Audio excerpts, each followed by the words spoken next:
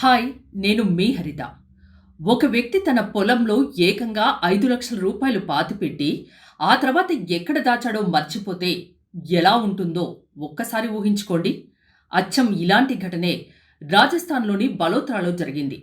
అక్కడ ఒక రైతు తన ప్లాట్‌ని అమ్మి వచ్చిన 5,00,000 రూపాయలను ఇంట్లో వాళ్లకు తెలియకుండా తన పొలంలోనే పాతిపెట్టాడు. కానీ పాపం అతనికి ఉన్న వ్యసనం, మతిమరుపు సమస్యల వల్ల ఆ డబ్బు ఖచ్చితంగా ఎక్కడ పాతిపెట్టాడో మర్చిపోయాడు. ఎన్నో రోజుల పాటు పిచ్చివాడిలా వెతికి వెతికి చివరికి ఆ డబ్బుని ఎలాగోలో కనుగొన్నాడు. కానీ అప్పటికే జరగాల్సిన నష్టమంతా జరిగిపోయింది. అతను దాచిన ఆ నోట్ల కట్టల్ని చెదలు దారుణంగా తినేశాయి. చూసారా? అతను చేసిన ఒకే ఒక్క పొరపాటు అతని కష్టార్జితాన్ని ఎంతటి గుండె కోతగా మార్చేసిందో కదా! దీనిపై మీరేమంటారు?